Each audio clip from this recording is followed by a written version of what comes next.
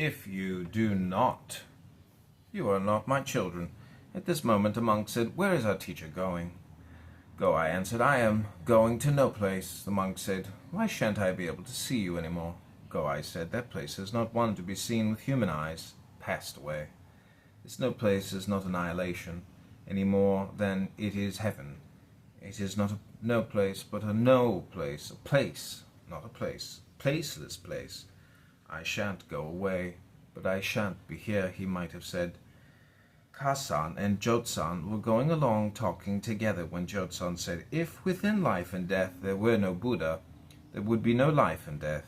Kasan said, If the Buddha were within life and death, there would be no delusion with regard to life and death. They both argued back and forth, and there was no end to it. They climbed up the mountain to Daibai and asked him about it. Kasan said, Of these two opinions, which is the more familiar? Daibai said, One is familiar, one is distant.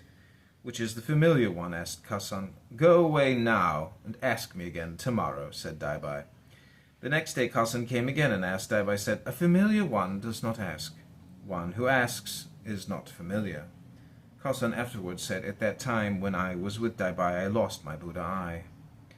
A monk said to Totsan, A monk has died. Where has he gone?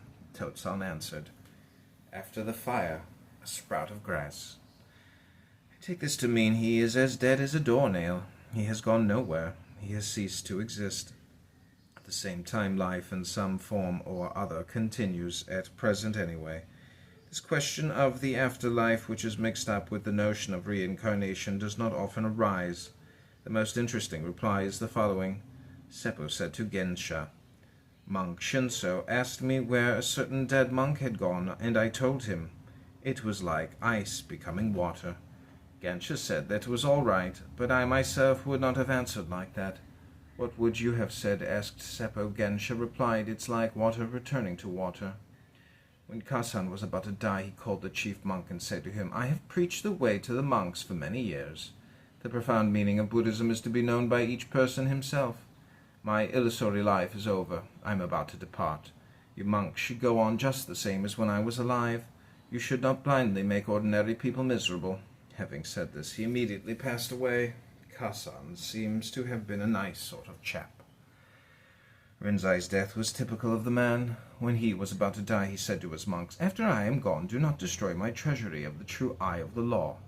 Sancho said, Who would have the temerity to destroy it? Rinzai said. Afterwards, if someone asks you a question about it, how will you reply? Sancho said, Quats! Rinzai said,